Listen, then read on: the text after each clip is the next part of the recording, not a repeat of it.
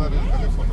El taxista te da el teléfono y le dices, espera, aquí eso nos hemos hecho otra vez. Aquí es como un propio taxista te dice, vale, aquí está ahora y te da el teléfono y si no lo llamas y vamos. Aquí no había problema. So guys, this is the Soweto crew. We are the ones going to the Soweto. Good morning. How are we doing today?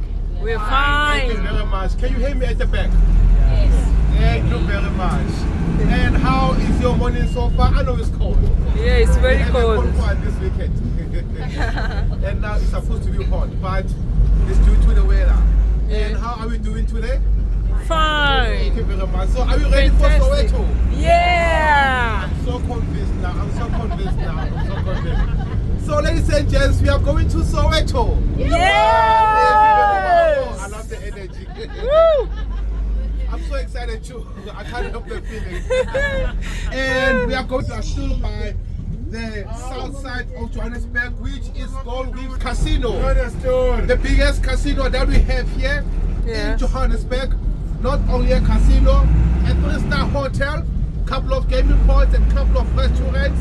They even have a theater and a cinema. You can come here with your little ones, have a good time. Not all about gambling, but you can have fun. And Wow. across the street, you can take the little ones to the theme park where there can be adventures with big machines like anacondas and your roller coasters. But me, I'm not meant for that. I'm afraid of heights. I can't do such. And we're just passing Apartheid Museum, where you can learn more within the foundation of South Africa. The Yeah. apartheid era here in South Africa, Johannesburg, especially Soweto, they have the stories to be told. The section of the Archbishop Desmond Tutu and the section of Mr. Nelson Mandela, a white section and a black section. Wow. It's a duration of 2-hour tour inside the museum with us again. It's a duration of 2-hour tour. If you have an interest of visiting Apartheid Museum, you still have time when you come back. All right. And before we start our tour, I love to introduce myself. Yes. And my name is Mpo. Mpo. Yes, Nice thank to you very meet much. you.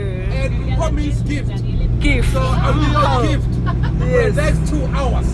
Thank Taking you to the you. most beautiful place ever in the world. Which I Yes. call home.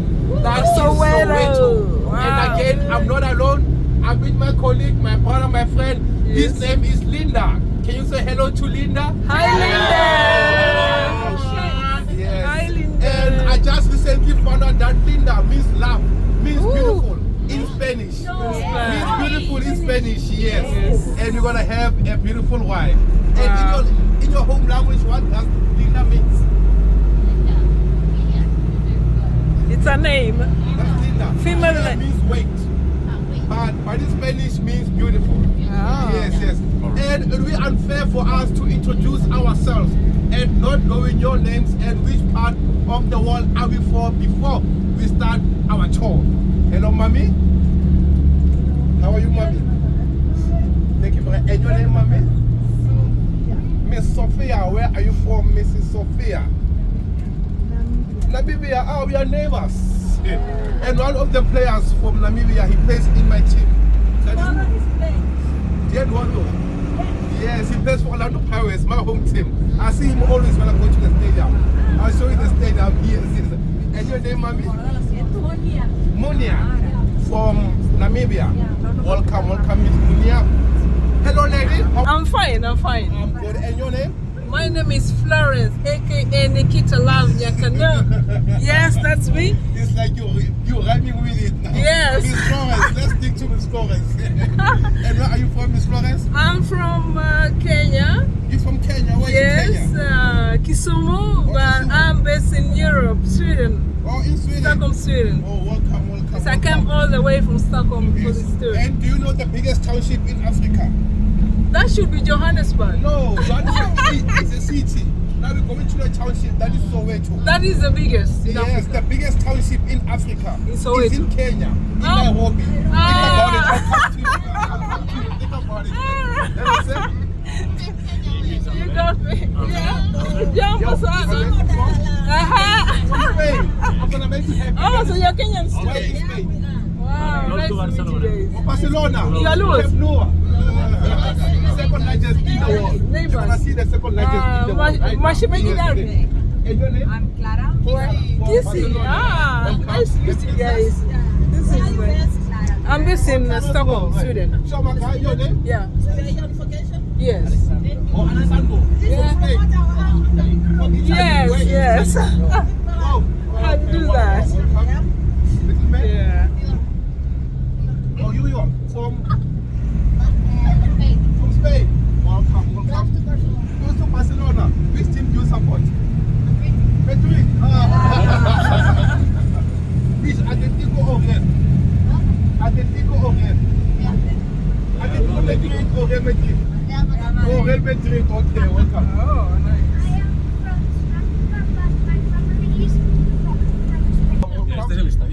Two. From From Brazil, where in Brazil? Belo Horizonte. Oh, Belo Horizonte. I thought you were São Paulo or Rio. Mami, your name? Leah. From Kenya. Wow. Frida from Kenya. You're going to answer me very soon. You're going to answer me very soon, yes. It's okay. Mami, your name? Paulina. Miss Paulina from? Where from Oh, from Italy. Okay, okay. We were still doing introductions, so I got lost with introductions. Now, let me get back to this. Mr. Luca. There's a big from Italy. stadium here. We're now way to Soweto. Guys. We're still doing the introductions. Welcome, welcome. So, ladies and gents, don't worry, I'm gonna give you time to take pictures. Don't worry, you're gonna hop off for pictures. So, ladies and gents, this is what we call our pride and joy, our calabash, FNB Stadium. The stadium that hosted the 2010 FIFA World Cup. The stadium was built 1986, completed 1989. The stadium was built by the municipality of Johannesburg, which is our government, and it was called the National Stadium. But FNB, which is First National Bank, signed a 100-year lease with the stadium so that they can be the main sponsors of the stadium. But during the World Cup, the stadium was called Soccer City Stadium. FNB didn't have the right to sponsor the World Cup. That's why it was called Soccer City Stadium. 1990, when Mr. Mandela came out of prison, when he first spoke out his speech was by FNB Stadium. 1996, our national soccer team, Bafana Bafana, won the AFCON by FNB Stadium. Before, the capacity was only 70,000, and the stadium was renovated due to the World Cup 2007, completed 2009, and the opening game of the World Cup, which was South Africa versus Mexico, 11th of June 2010, was by FNB Stadium. The final between Spain and the Netherlands was hosted by FNB Stadium. First time Spain in their history winning the World Cup in this stadium. We can hop off for pictures for 2 minutes. At the stadium.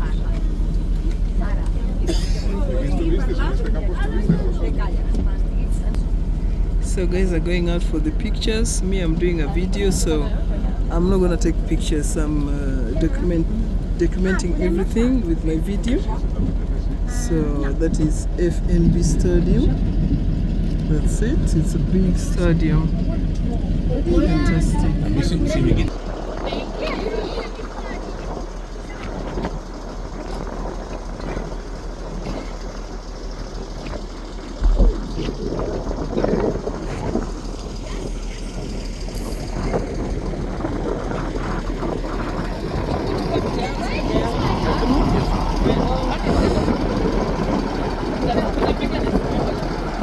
We're going to Soweto, Southwestern Township.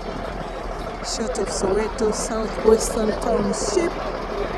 And now we're on the shuttle to Soweto, guys. It's fantastic. Please, just 1 second. Take a video. Mine is a video. It's on. Just I stand in front of the stadium here. Okay. I'm taking a look.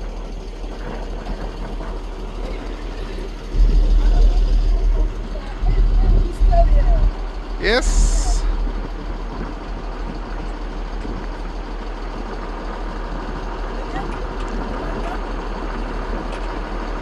I took everything, you appeared everything. I just zoomed in. Nelson Mandela was seen in public during the World Cup was by FNB Stadium, and he passed away 2013 at the age of 95. Yeah. 5th of December and 10th of December.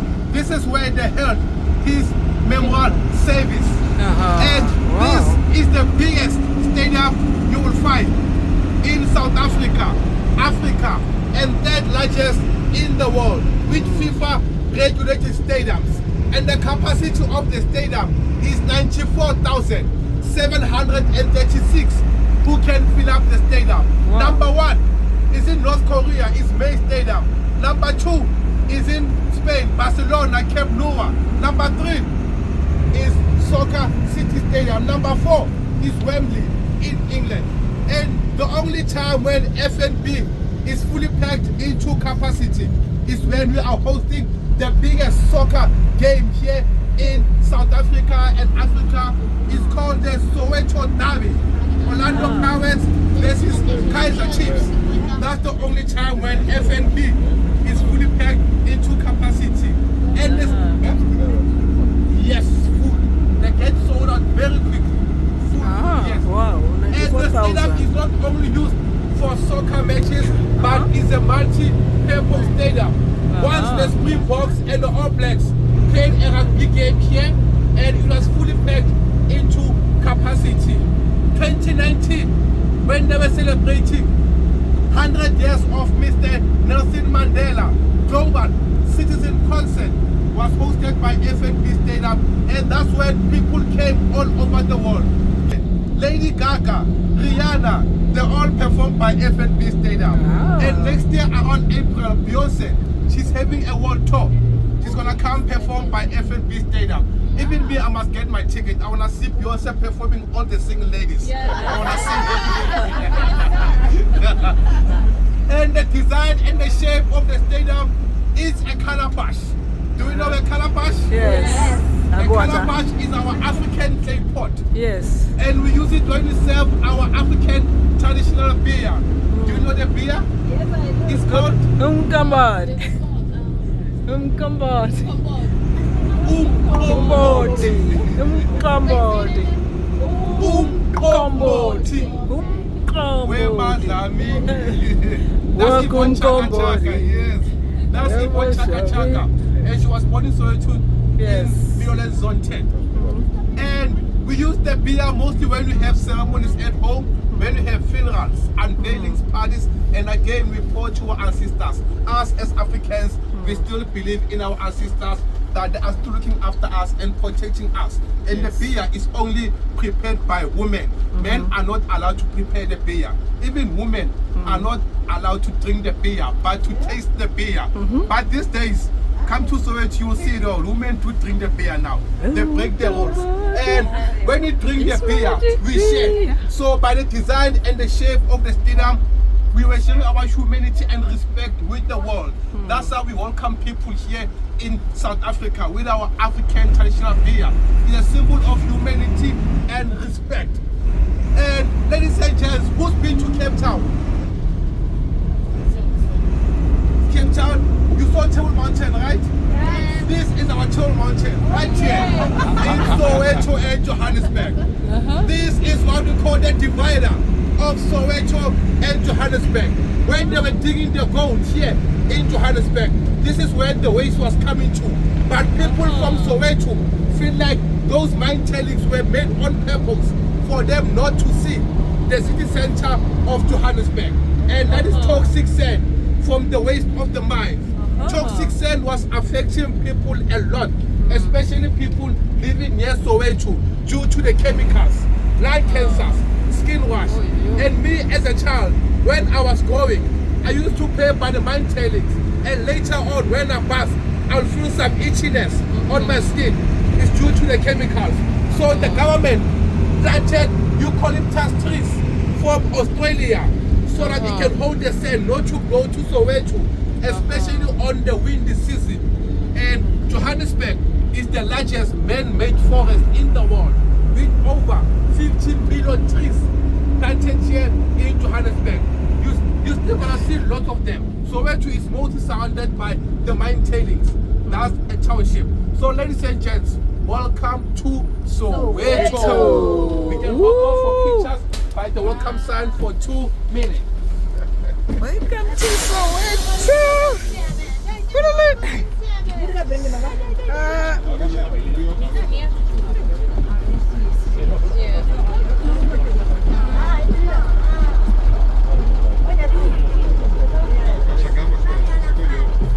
Family picture. So many pictures.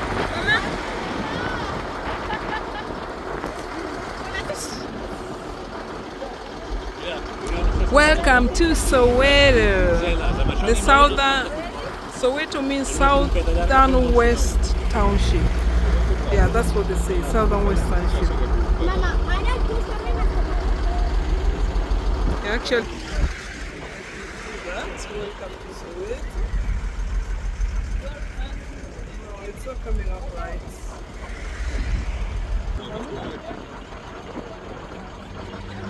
Welcome to Soweto. Mama. So mine is video. Oh, yours is video. Yeah, so I'm making documentary. So it's on, Okay. I think. Yeah, it's on. Yeah.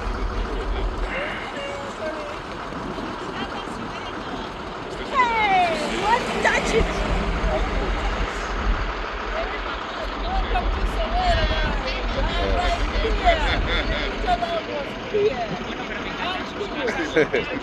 Thank you. Thank you.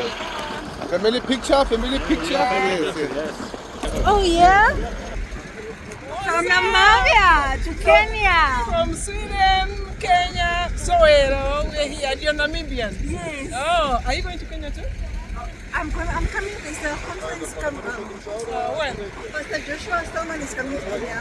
Oh, And I'll be there. You'll be there They were saying it will be announced maybe in November. in November. Yes. We're gonna change So contracts. I you tell me. must change contract. Yeah. And you must also come to Namibia. Oh yes, I will come and visit you. Yes. Are we gonna? In Soweto, we have 3 classes in Soweto. We have the upper class, the middle class, and the lower class. Yes. And this is the upper class of Soweto. And this Okay. township is called Deep Kloof. But as this area, we call it Deep Kloof Extensions, Deep Kloof Exclusives, or Beverly Hills of Deep Kloof. During the apartheid days, The upper our class people of were not Soweto. allowed to live by the north side of Johannesburg due to their skin color.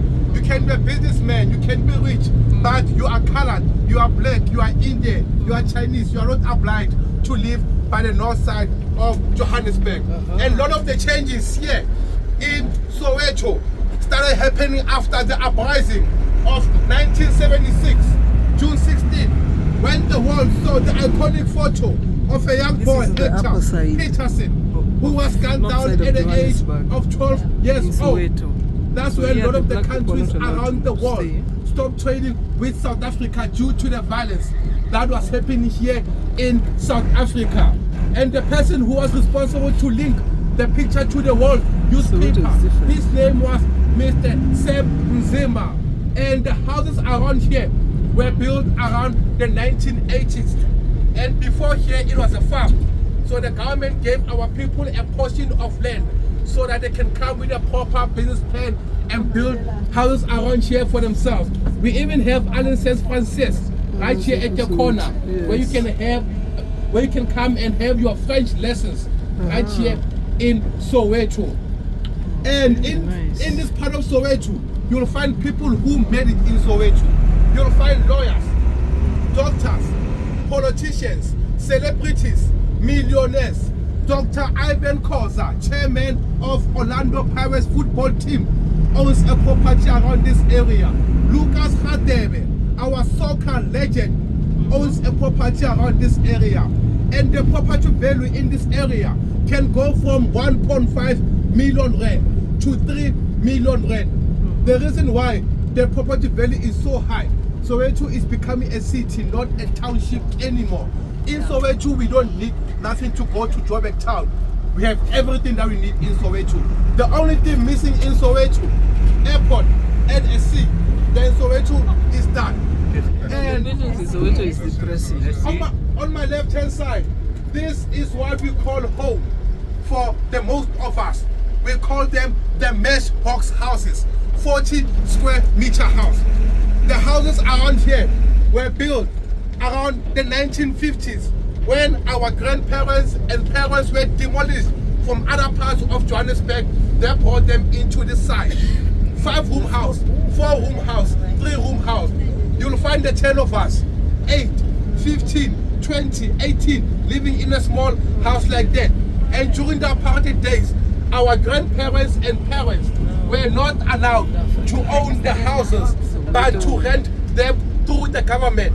And they were given a 99-year lease Okay, now to this rent is the Africa houses used to through the live around government. Joburg. And they can't reach that This lease. is now Africa. It's a lifetime lease for them. So after Mr. Mandela became a president, This is 1996, Africa for you. that's when he gave our grandparents and parents title deeds to own the houses. Wow. And now we are proud to say we call them family houses. They go from generation to generation. This is the middle class of Soweto, and again, working class of Soweto. Coming on my right hand side, the cheapest social houses you will find in Soweto. These houses were built 2014 and they've been empty for 10 years. Some are empty, but some are recently being occupied. They were built to make life more easier for people living in the hostels, but they preferred to live by their own hostels because of they live for free. And here, they must pay rent. And the old hostels were made for migrant workers, people who were digging the gold here in Johannesburg. Johannesburg had the longest gold rush in the world. Over 100 years of gold rush. From the 18th centuries till the 19th centuries. That's when people came all over South Africa and neighboring countries to come and dig the gold here in Johannesburg. This is where they lived. And only men were allowed to live here. No woman was allowed to live here. And they only used asbestos roof. And as you know, asbestos roof is not good for your health. And they only use communal toilets outside and taps outside. But now, it's no longer for men. You find families occupying the space. And most of the people who live in that area, they come from the rural areas to make their life more better here in Johannesburg. This is still the working class of Soweto. And as you can see, some houses are renovated. Some houses are still in the same condition. Most of our grandparents and parents, when they retire at work, they renovate the houses to create more space. Us as black people, we have big families. We live with our cousins and our extended families again. Amen. You do find big mansions like this in Soweto. You can find people who are wealthy, people who are rich in this part of Soweto. They prefer to live in Soweto. In Soweto, we live as a community. And again, things are way more cheaper and more reasonable in Soweto. Unlike when you're in the north side of Johannesburg, the rent is too high and things are way more expensive, but not in this part of Soweto. And this is still the landscape of Soweto. And this township is still deep roof. And this is one of the biggest and the busiest road we have here in Soweto. It's called Chris Hani Road. Coming on my right hand side, the biggest hospital you will find in South Africa, Southern Hemisphere, and third largest in the world. It's called Chris Hani Baragwanath Academic Hospital. Over 4,000 beds inside the hospital. Over 6,000 staff members employed. And this is the entrance of Chris Hani Baragwanath Academic Hospital. You can find the biggest trauma unit in the world in this hospital. And this is the entrance of the biggest trauma unit by level 1. When doctors all over the world come to South Africa and Johannesburg to do their practicals, they come to Chris Hani Baragwanath Academic Hospital. When doctors all over the world come to South Africa and Johannesburg to do the practicals, They come to this hospital. And if they can pass here, they can work all over the world. Wow. This is one of the best hospitals you'll find in the world. And now they are on the higher demand. Okay. And Maybe I students should from come Beth and work here. University, those who are practicing medicine, they do the practicals inside this hospital. They even Maybe I have should college get a for position nurses here. Well, why not? inside the hospital. But I don't want- I and the don't want to go to hospital is Soweto. 2 kilometers long. And even now it's still Kilometers growing. long. And ladies and The gents, hospital. guess where I was born? Yeah. Yes, I Christiani. was born inside Baragwanath this Academic hospital. Hospital. That's why I call myself a Biggest hospital in Barapon. the world. And this Running is a public 2.6 hospital, kilometers. not It is a big. private hospital. It's big. And in South Africa again, we have the right to health. If you are not working, they can treat you for free inside this hospital. But Nice. if you are working, you will pay a margin of money for the medication. But for them, it's a donation for the government. But some people are working, but they treat them for free. It depends what kind of a job are you doing. And this is Christiani Baragwanath Academic Hospital, one of the best in the world. It's located here in taxi rank or taxi hub. You will find in Johannesburg over 5,000 taxis going in and out on a daily basis. Taxis taking you all over South Africa and neighboring countries. If I wanna go up, Up is center. you're going to town. Yeah, town. The signals they use It's is local. And those are the 2 common signs we have in South Africa. Wherever you are in South Africa, when you do like this, the taxi knows you are going to town. When you do like this, the taxi knows you're going local. And in South Africa, we have over 500 townships and we use different signals. But from where I live in Meadowlands, I use these signals to move around. When I do like this, I'm going to town. I'm going somewhere local in Soweto. I'm coming to the hospital. I'm going to Orlando West. I'm going to the biggest mall here in Soweto. It's called Maponya Mall. I'm going to a township outside Soweto. It's called Orange Farm. I'm going to Lenesia, just outside Soweto. I'm going to Crossroad.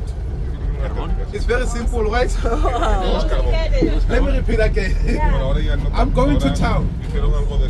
I'm going somewhere local. I'm coming to the hospital.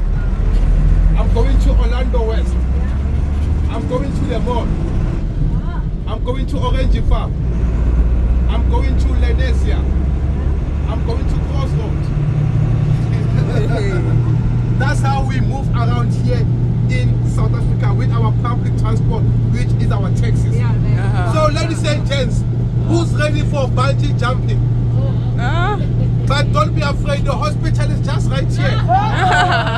And remember, they have the biggest trauma unit in the world. And these are the iconic Soweto Towers. I know they for used the to be bungee colorful, jump. but yes, but for some, but So they do bungee jumping. This could have been fun, but we are not doing it. now Grandpa and Shield, now they are advertising by the towers. But before, used to be Vodacom and Soweto Gold. And Soweto Gold is a beer that was born and brewed in Soweto. And if you can check on your voucher, our last stop used to be Soweto Brewing Companies. But now they don't brew the beer anymore. They moved to Pretoria. So we don't do it here in Soweto. And now you're gonna hop off again for 2 minutes for pictures outside the towers. I'll tell you the story about the towers when we get back. El sitio es pésimo porque yo creo que pocos cables faltan aquí. Yo creo que faltan unos cuantos cables más. Oh, this is fantastic. So here they do bungee jump. You climb up there and come down, joyride. Ouch! I feel like I want to do some of that. but I cannot do it. Okay. So.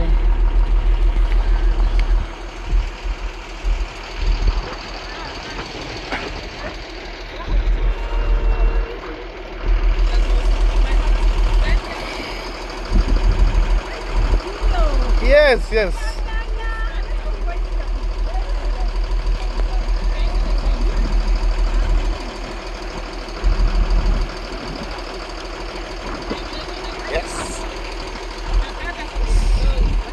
Yeah, I'm just here for actually 1 week. 1 week.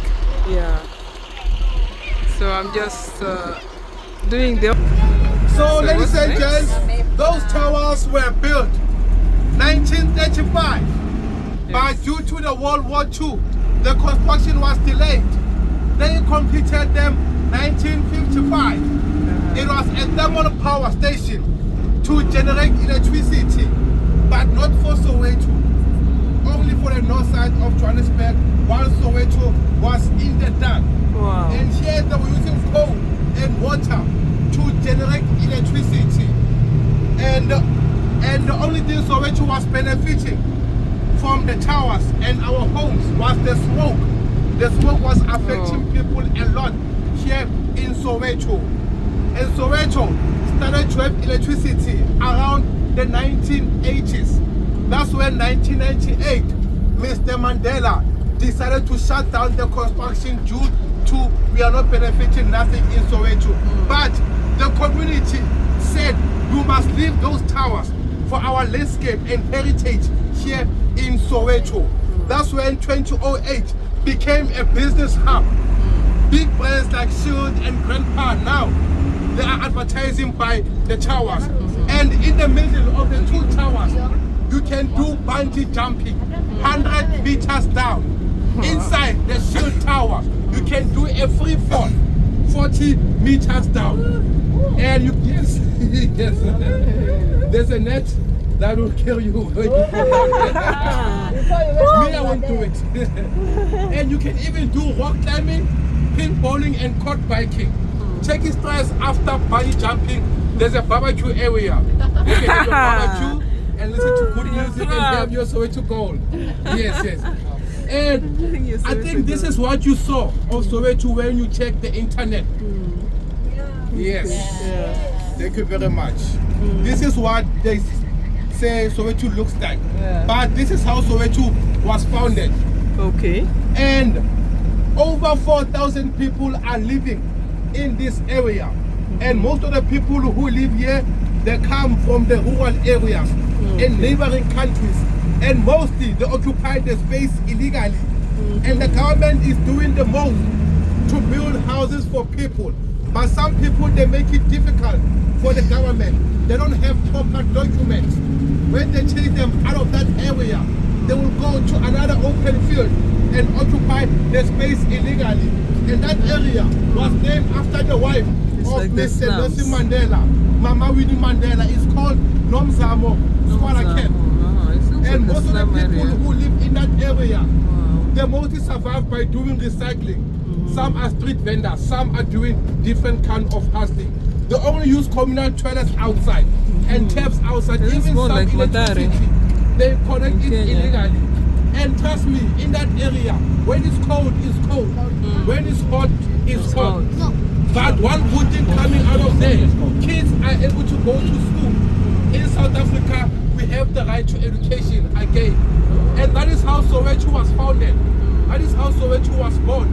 In 1903, 1904, in a township called Kliptown, where they wrote our Freedom Charter here in South Africa. No formal houses. And Soweto started to have formal houses around the 1930s in this area, Orlando East.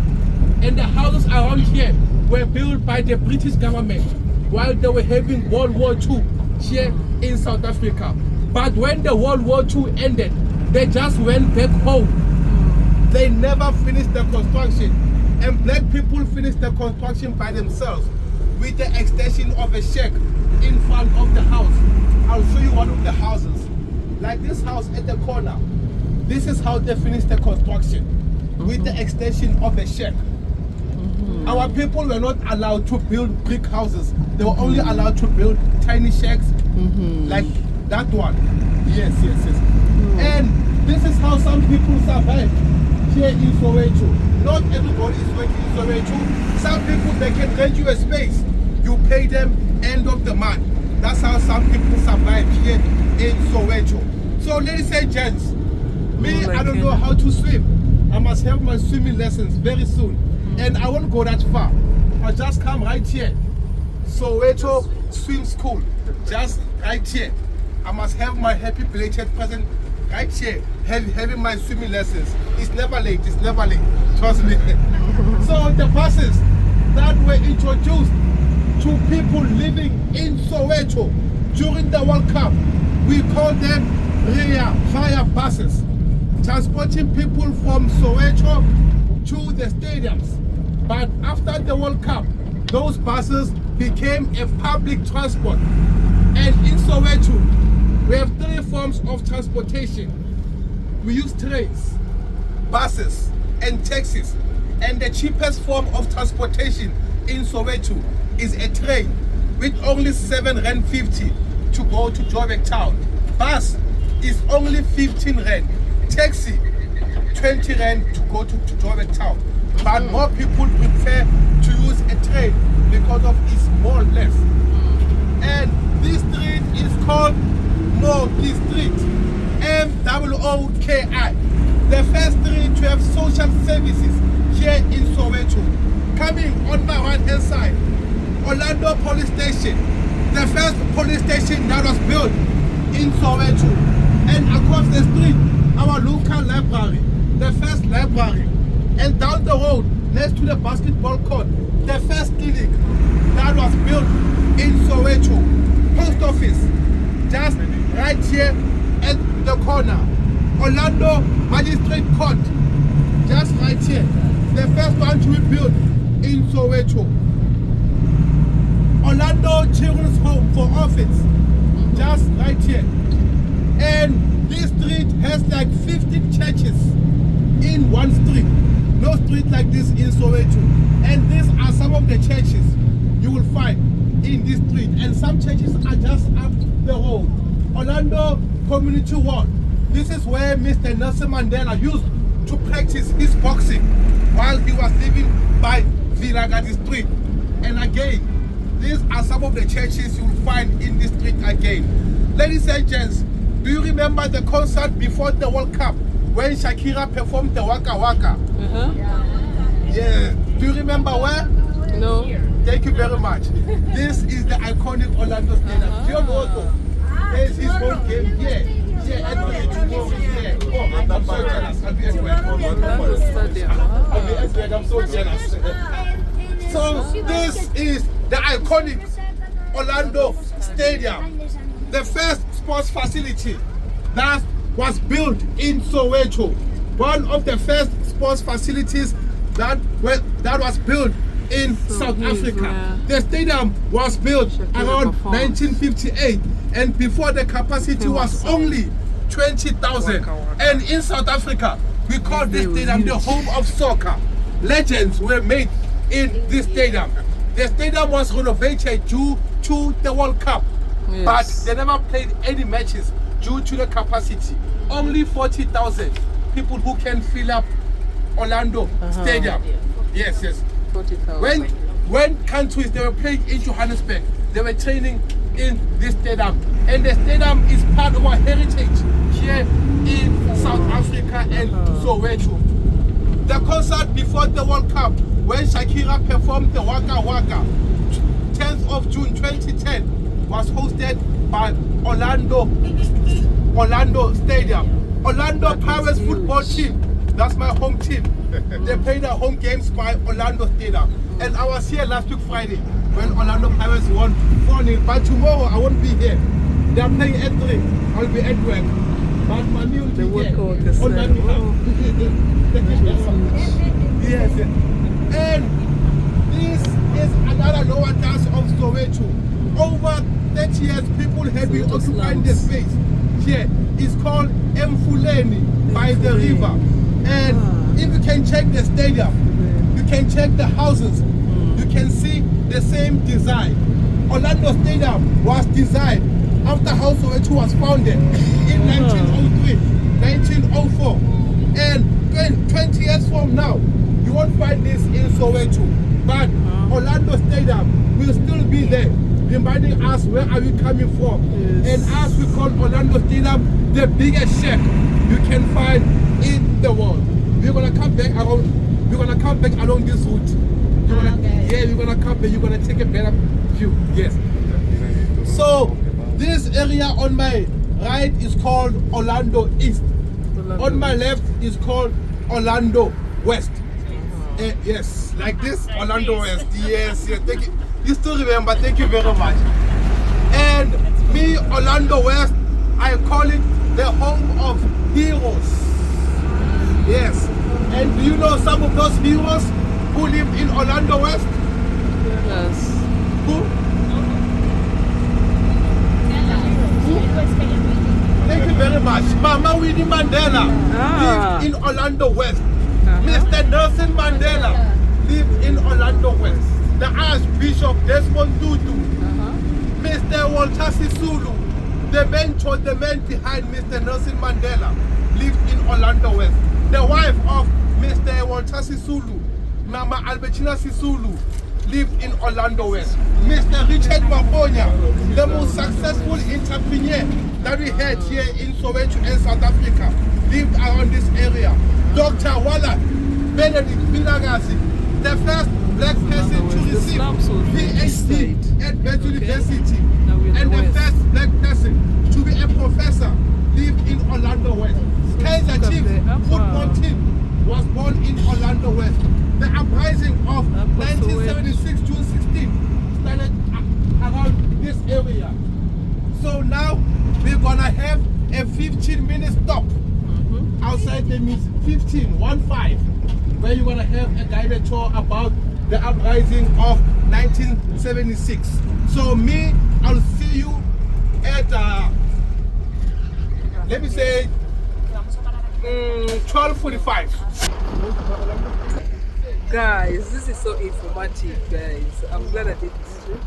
I'm so happy. I'm learning so much about Nelson Mandela and South Africa and Soweto, Joburg, how it came up, this crazy African country that was captivated for so many years. I always wanted to come to this place just because of that. I'm so happy I did this. This was a dream trip for me, and I'm so happy we're taking a session and we'll be back on our tour from Soweto. I don't know where we're going, but we're going somewhere. So soon we'll be back.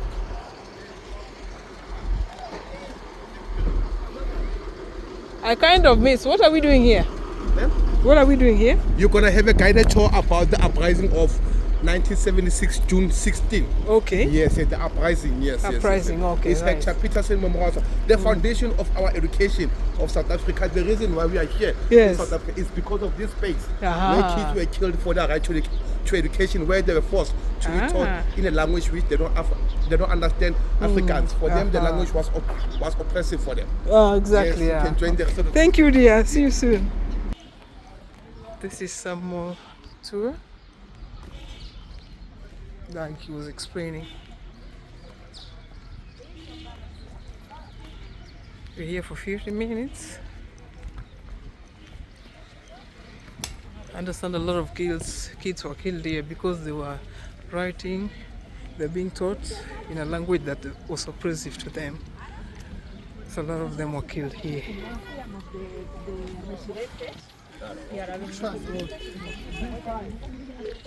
Hector Peterson Museum.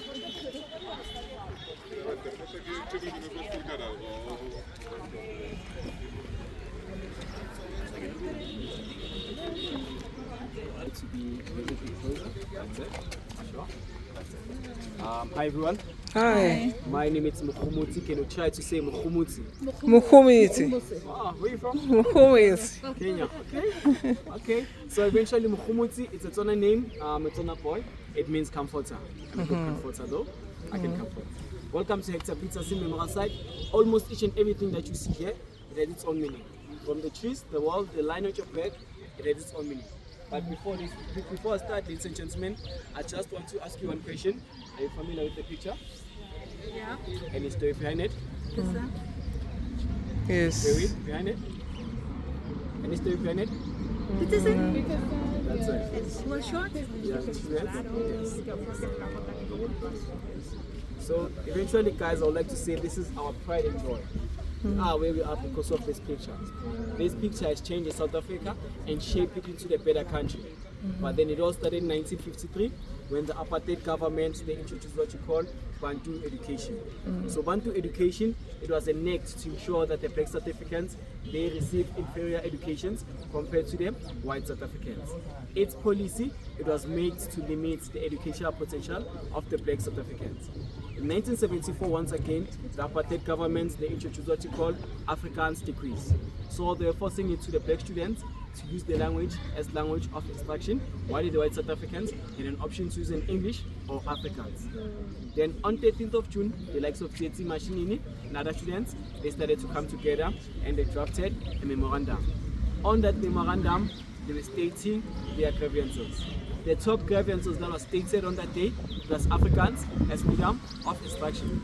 That means that the student, they do not want to be instructed in Afrikaans because it was difficult for them to understand it.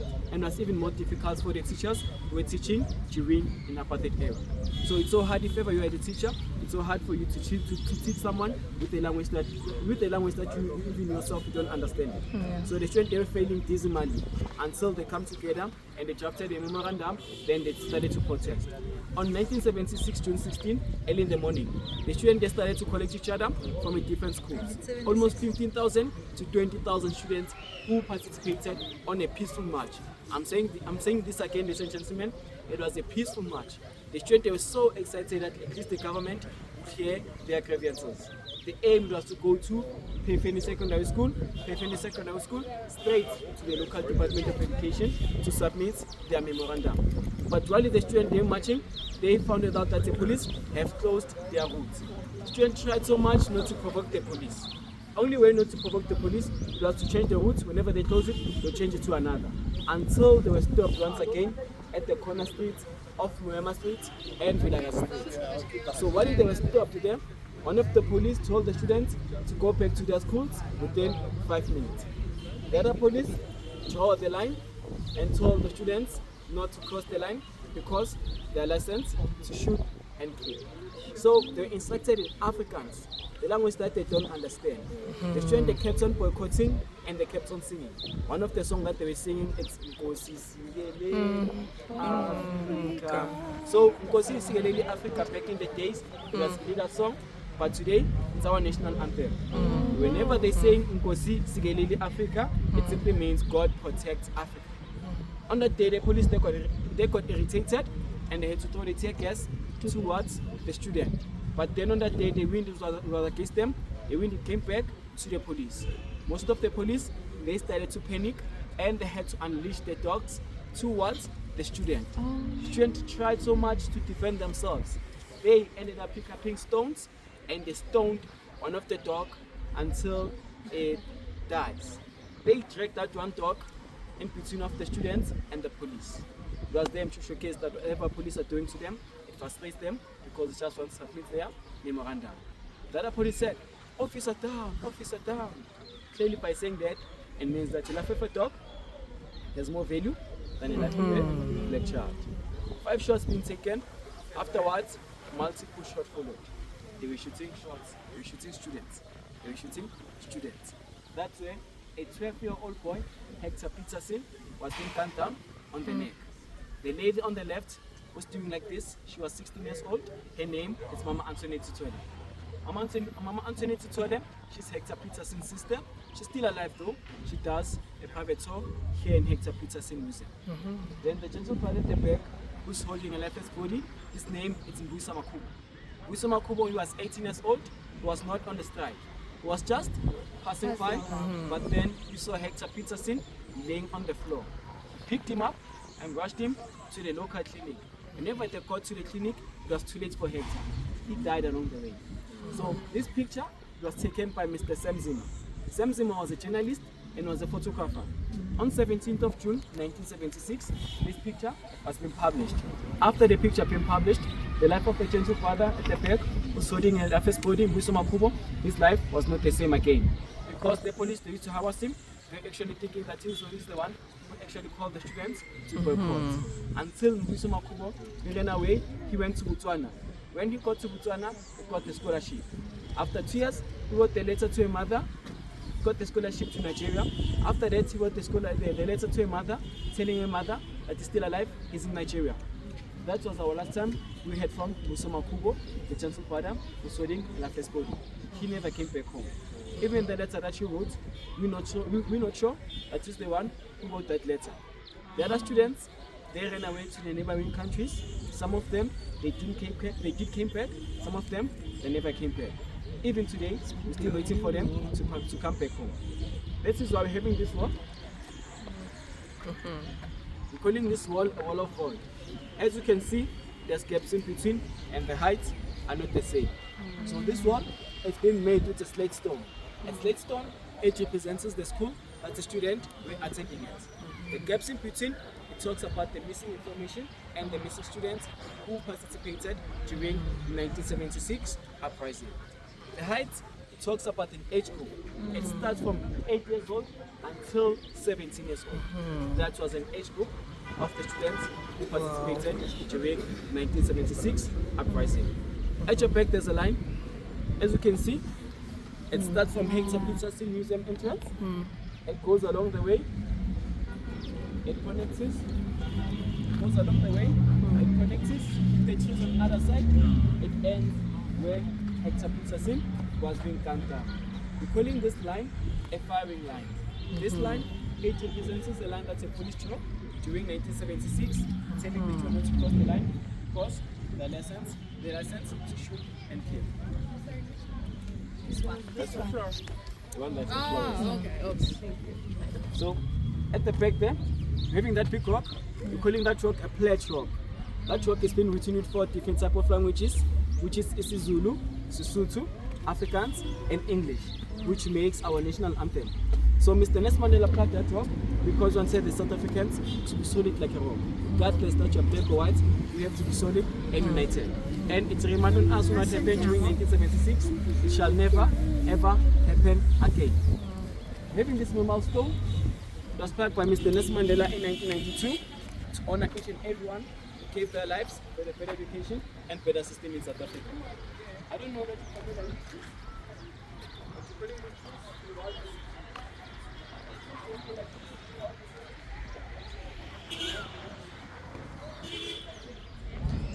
It's a sad story here. This is the memory of Hector Peterson and all other young heroes and heroines of our struggle who laid down their lives for the freedom, peace and democracy. Dr. Nelson, Society Journey.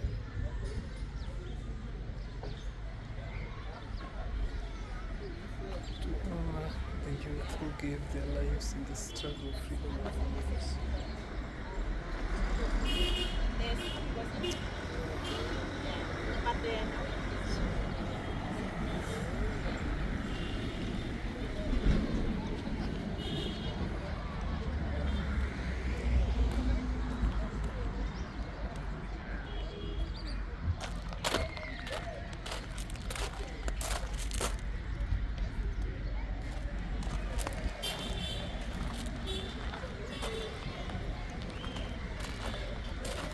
Position here.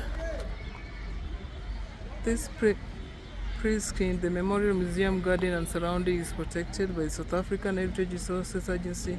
On that day, in this vicinity, about 15,000 school children gathered to protest against the introduction of Afrikaners as a medium of instruction as the students marched peacefully to represent the memorandum.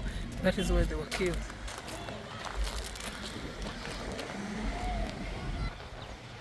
Evil people, evil. How can you kill children? 15,000. It's very evil. Why am I going there?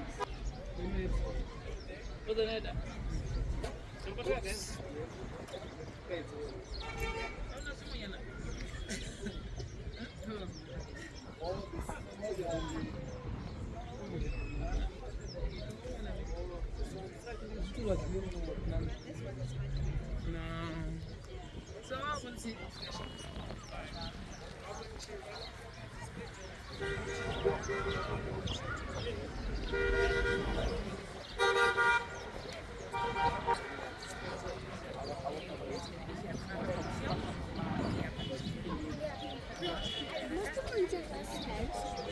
So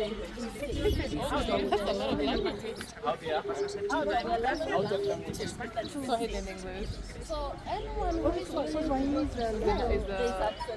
national language and then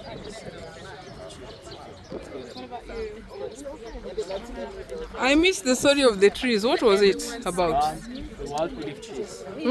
The wild olive trees. The wild olive trees. So these are They stay like olive this. trees. They stay like this. So all the seasons, doesn't matter if it's summer, winter, it doesn't matter. They stay like It's this. just like this. And they don't bear any olives. They symbolize peace. They symbolize peace. Okay. Alright. Olive trees. So usually, They a stay major throughout like reason this, no olive fruits, and they symbolize peace. it's Christianity. And the gaps on these walls symbolize the missing children who are not found. They're still waiting for them to come. That's why we have these walls. And these walls actually go from 8 years to 17 years old. Those are the ages of the children who participated on this march of the peace and democracy that were killed, 15,000 of them. And some of them came home, some of them never came home. They're still waiting for them, and that is why you have the gaps here. They're hoping that one day they'll come, but they killed a variety of children in that. Evil people, very evil. Evil. This is Shetani Wazungu. Can never trust these people. At your own risk, you do. So that building is Hector Museum. I don't think we're going in there. The museum I want to go to is Apartheid Museum and the home of Nelson Mandela. So here we are.